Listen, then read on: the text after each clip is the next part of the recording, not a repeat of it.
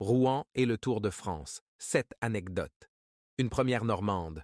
En 1995, le coureur cycliste professionnel Bruno Thibault va entrer dans l'histoire du Tour de France de manière symbolique. Lors d'une étape reliant Alençon à la ville du Havre, le Normand va franchir seul en tête le tout nouveau pont de Normandie, qui accueille cette année-là sa première course cycliste. Inauguré en janvier 1995, ce pont, à sa mise en service, était le plus grand pont à haubans du monde avec ses 856 mètres de portée centrale. Ce fut donc tout un symbole qu'un cycliste normand soit le premier à rouler sur ce pont. Philippe Bouvatier et l'erreur d'aiguillage. Le talentueux coureur rouennais a remporté de nombreux titres amateurs et a notamment participé aux Jeux olympiques de Los Angeles en 1984. 4 ans plus tard, il croit tenir sa toute première victoire d'étape sur le Tour de France.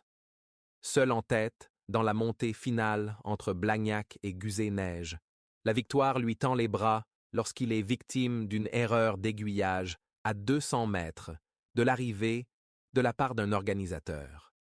Lorsqu'il franchit la ligne d'arrivée, après avoir finalement retrouvé sa route, 2 coureurs lui sont passés devant. Il est déclaré vainqueur moral de l'étape.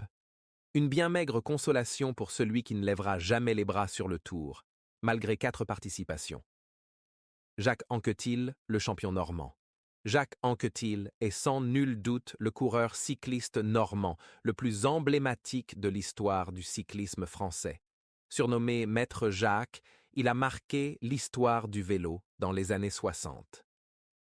Participant au Tour à 8 reprises, il est le premier coureur de l'histoire à remporter 5 fois l'épreuve.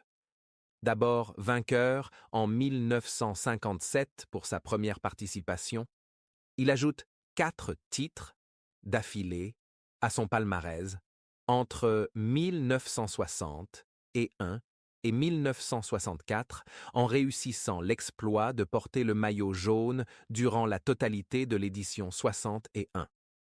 Sa rivalité historique avec Raymond Poulidor a fini de le classer au rang de légende de son sport. Jean Jourdain, un Breton en Normandie. Jean Jourdain, né en 1942 à Saint-Brieuc, est un Breton licencié au club de Sotteville-lès-Roanne, une ville voisine de Rouen. C'est au sein de ce club qu'il démontre un talent indéniable. Il remporte de nombreuses courses avant d'être champion du monde amateur en 1961. Sa carrière est ensuite freinée par une pleurésie, qui ne l'empêchera pas cependant de participer au Tour de France 1968 et 1969. Lors du Critérium du Dauphiné libéré 1971, il est contrôlé positif à l'éphédrine. Il est déclassé et suspendu pendant 1 mois.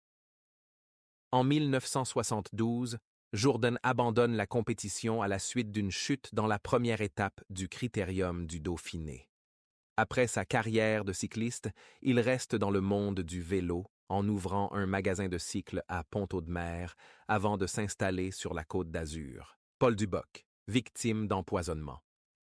Paul Duboc aurait pu entrer dans l'histoire du Tour de France en devenant le premier vainqueur normand de cette course mythique.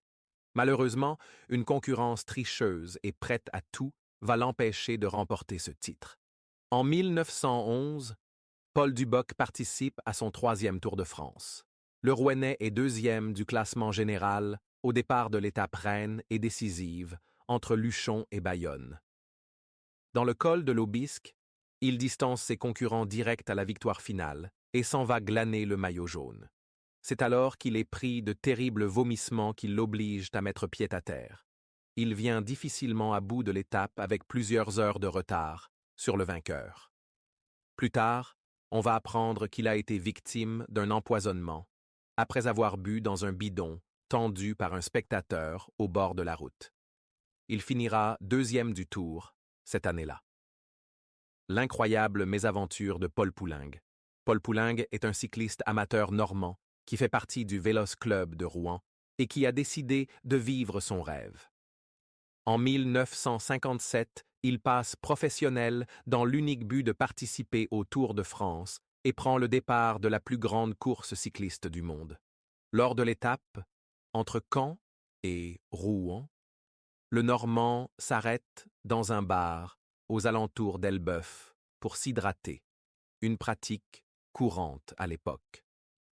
En compagnie d'autres coureurs, il descend à la cave du bar pour y chercher des bouteilles, mais le gérant, n'ayant pas vu entrer les coureurs, referme la trappe sur eux.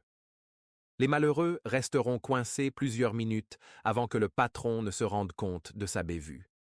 Focus sur 4 cyclistes rouennais. Roger Quegnier est un Rouennais né en 1923 au parcours sportif atypique. En effet, Roger Quegnier a entamé une carrière de footballeur au FC Rouen avant de se mettre au cyclisme. Suite à cette reconversion inattendue, il participe à 2 Tours de France en 1950 et 1951, sans toutefois parvenir à rallier Paris. Il fut également coureur sur piste en demi-fond, discipline dans laquelle il a notamment été champion de France et d'Europe en 1953 et 1954. Le Rouennais Alexis Goujard est un cycliste professionnel né en 1993. Qualifié de rouleur endurant, il montre tout son potentiel lors de sa victoire d'étape au Tour d'Espagne en 2015. Il participe à 3 Tours de France avec les équipes AG2R en 2016 et 2017 et BNB Hotel en 2022, avant de rejoindre l'équipe Cofidis en 2023. Il met fin à sa carrière professionnelle à la fin de la saison 2024. Mathis Louvel et Hugo Toumire, nés respectivement en 1999 à Mont-Saint-Aignan et en 2001 à Rouen, font partie des espoirs normands voués à une grande carrière dans le monde du cyclisme. Ils sont tous les deux passés par le Vélo Club de Cattenay. Le premier a connu 2 Tours de France avec l'équipe française Arkea Samsic avant de louper l'édition 2024 en raison d'une blessure au genou. Il espère participer au Tour 2025 avec sa nouvelle équipe Israël Premier Tech. Hugo Toumire, quant à lui, a affiché d'excellents résultats lors de courses juniors et a signé son premier contrat professionnel avec l'équipe française Cofidis en 2022. Il a participé au Tour d'Italie en 2023 et nourrit de grands espoirs de participation au Tour de France 2025.